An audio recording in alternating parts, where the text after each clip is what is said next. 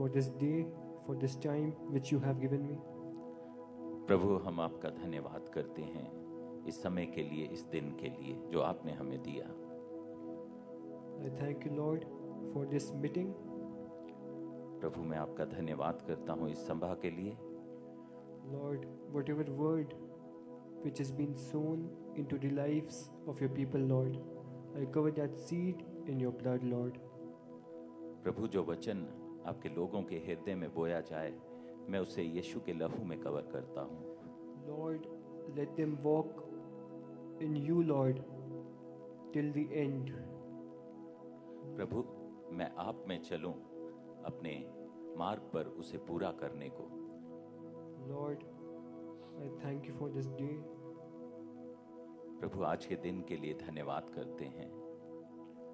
Lord, whoever is watching this meeting, Lord, I cover each one in your blood, Lord. प्रभु, जो भी इस सभा को देख रहे हैं उन सबको हम यीशु के लहू में छुपा देते हैं। I thank you, Lord. प्रभु, मैं आपका धन्यवाद करता हूँ। In Jesus' name we pray. यीशु के नाम से मांगते हैं। Amen, amen. आमीन, आमीन। Hallelujah. Hallelujah. I thank Lord प्रभु, मैं आपका धन्यवाद करता हूँ for this opportunity which has been given to me, इस मौके के लिए जो मुझे मिला, that I could share something from the Bible to you. कि मैं परमेश्वर के वचन से कुछ बांट सकूं। So today we learn that why there is a need to follow God's instruction. आज हम सीखेंगे कि क्या जरूरत है परमेश्वर के वचनों के पीछे चलने की, उसकी आज्ञाओं को मानने की। And what will happen if we follow God's instruction, and what will happen if we don't follow God's instruction. हम देखेंगे कि क्या होता है जब हम परमेश्वर की आज्ञाओं और उसके नियमों को मानते हैं, और क्या होता है जब हम उसे नहीं मानते। Hallelujah. Hallelujah. So I think following God's instruction is a very essential part of a Christian lifestyle. मैं ये समझता हूँ कि परमेश्वर की आज्ञाओं को मानना, उसके नियम को मानना मसीही जीवन को जीने का आधार है। I think our life can be distributed into three parts. हमारे जीवन को हम 3 भाग में बांट सकते हैं। First is the starting, following God's instruction. सबसे पहला खुदा के नियम को मानना।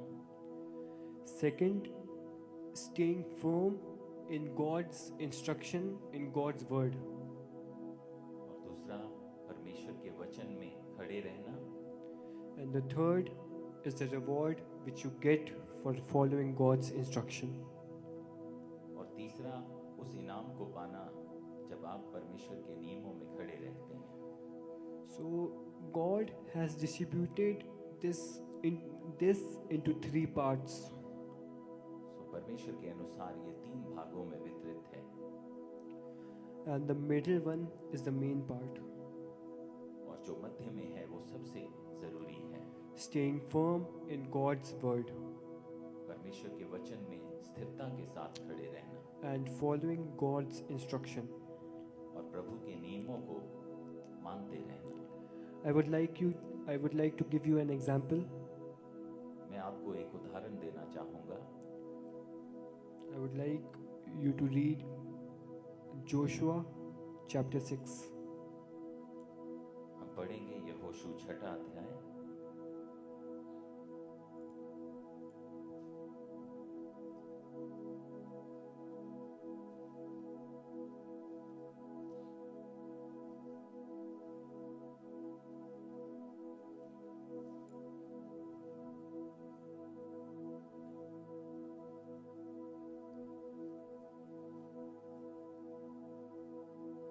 यहोशू 6 अध्याय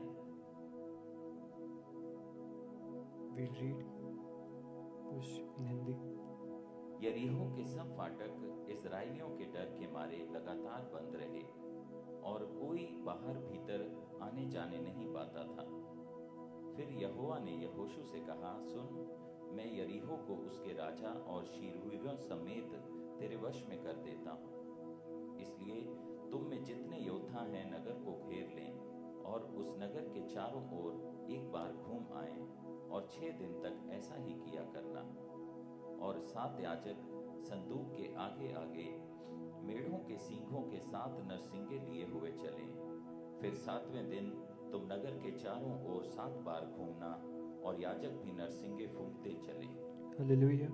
हालेलुया।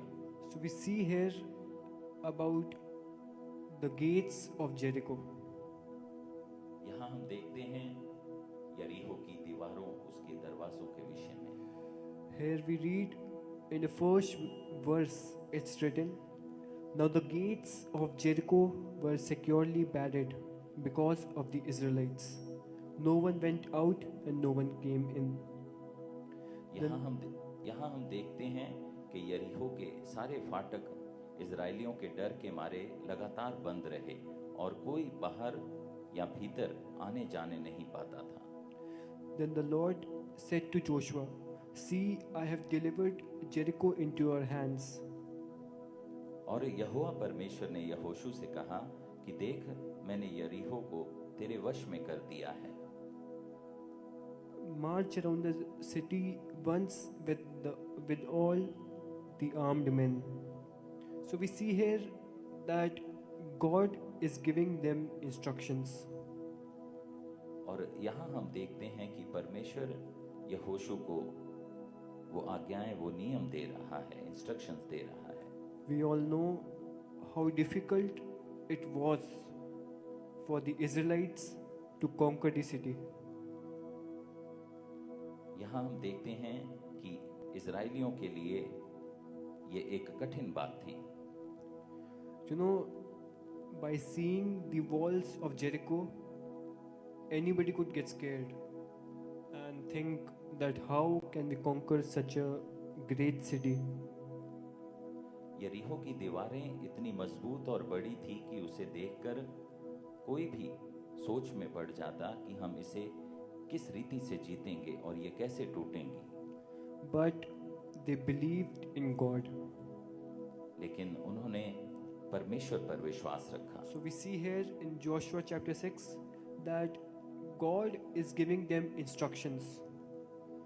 और यहाँ हम देखते हैं इस अध्याय में कि परमेश्वर ने यहोशू को वो instructions the To take rounds of the city. Take 7 rounds of the city. कि किस रीति से उन्हें उस यरीहो के 7 चक्कर लगाने हैं।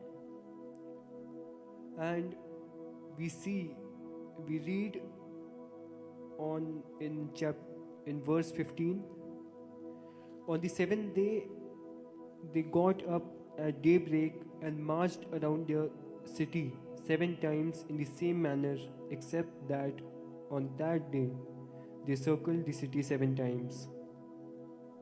और यहोशू 6 अध्याय 15 आयत में हम देखते हैं, फिर 7वें दिन वे बड़े तड़के उठकर उसी रीति से नगर के चारों ओर 7 बार घूम कर आए।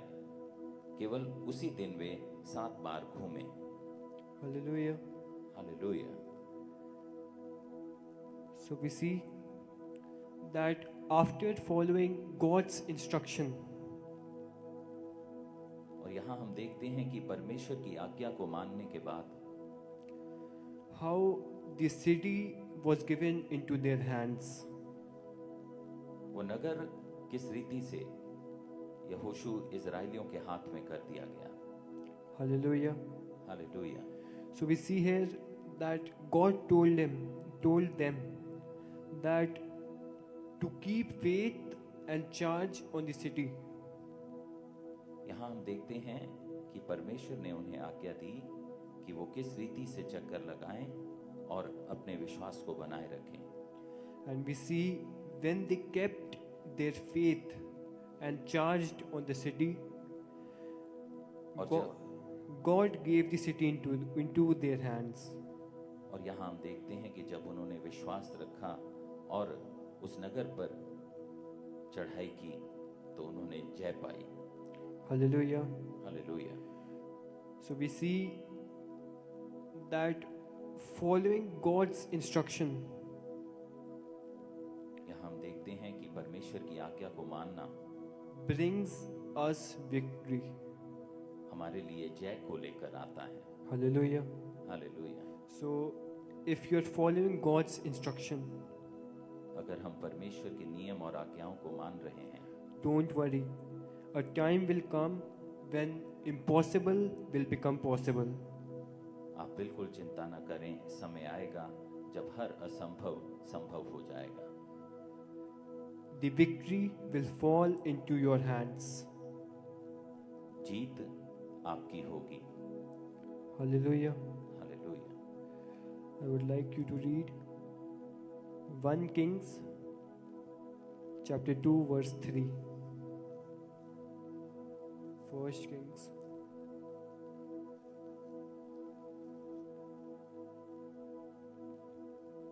पहला राजा 2 अध्याय और 3 आयत। और जो कुछ तेरे परमेश्वर यहोवा ने तुझे सौंपा है उसकी रक्षा करके उसके मार्गों पर चला करना, और जैसा मूसा की व्यवस्था में लिखा है वैसा ही उसकी विधियों और आज्ञाओं और नियमों और चितौनियों का पालन करते रहना, जिससे जो कुछ तू करे और जहाँ कहीं तू जाए उसमें तू सफल होए। Hallelujah. हालेलुया।